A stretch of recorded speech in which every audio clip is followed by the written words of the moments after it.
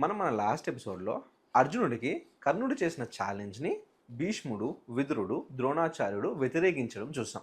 అలానే దీన్ని దుర్యోధనుడు సపోర్ట్ చేశాడు కూడా. ఇప్పుడు అసలు కర్ణుడు ఈ విద్యలో పార్టిసిపేట్ చేస్తాడా చేయడా ఏమవుతుందో చూద్దాం. మీకు మన పాత సినిమా ఎన్టీఆర్ గారిది దానవీర సూరకర్ణ గుర్తుంటే దానిలో చాలా ఫేమస్ డైలాగ్ ఉంటుంది, ఏమంటివి ఏమంటివి అని. మీరు ఎప్పుడైనా ఆ డైలాగ్ విన్నారా? ఒకవేళ వినకపోతే ఈ ఎపిసోడ్ తర్వాత వెళ్ళి వినండి. మీరు ఆ సీన్ చూసుంటే లేదా ఆ డైలాగ్ వినుంటే ఆ డైలాగ్లో ఎంటైర్ మహాభారతం ఉంటుంది. ఎంటైర్ మహాభారతం ఫ్యామిలీ ట్రీ ఉంటుంది. అసలు ఎవరు ఎవరి నుంచి పుట్టారు, ఎవరు ఎవరికి ఏమవుతారు అండ్ ఎలా పుట్టారు అని. దుర్యోధనుడు మన కురువంశం ఎప్పుడో అపకీర్తికి లోనైంది అండ్ ఇప్పుడు కర్ణుడిని ఆపడంతో ఇంకా అపకీర్తిని మూటగట్టుకుంటుంది అని చెప్పాడు.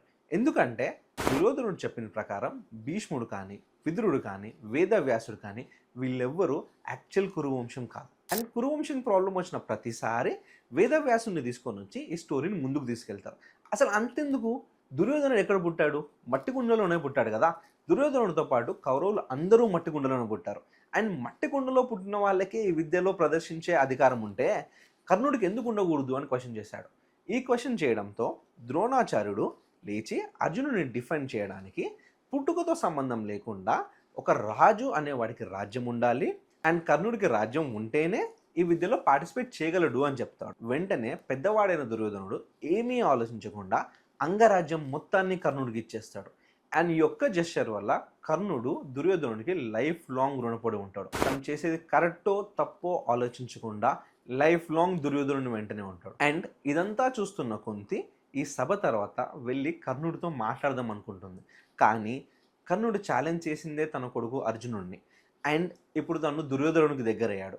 ఇప్పుడు వెళ్ళి మాట్లాడితే చూసేవాళ్ళు ఏమనుకుంటారు, అసలు కర్ణుడు పాండవులతో పాటు ఉండడానికి ఒప్పుకుంటాడా అండ్ తనకు శత్రువు అయిన దుర్యోధనుడికి అగెన్స్ట్గా వెళ్తాడా అన్న చాలా క్వశ్చన్స్తో తను ఈ నిజాన్ని తన మనసులోనే పెట్టుకొని బయటికి చెప్పలేదు. అండ్ కుంతి చేసిన ఈ చిన్న తప్పుకి తను ఎంత మూల్యం చెల్లిస్తుందో మన నెక్స్ట్ ఎపిసోడ్స్లో చూద్దాం. సో గైజ్, మీరు మా మహాభారతం షార్ట్స్ చూస్తుంటే వెళ్ళి ఒకసారి సబ్స్క్రైబ్ చేసుకోండి. ఎందుకంటే ఇది లీనియర్ స్టోరీ కాదు and every story is interlink. మీరు సబ్స్క్రైబ్ చేసుకొని మా ఛానల్కి వెళ్తే అన్ని ఎపిసోడ్స్ సిరీస్ వైజ్లో ఉంటాయి. మీరు అన్నీ వాచ్ చేయొచ్చు and you can understand Mahabharatam. Thank you very much guys.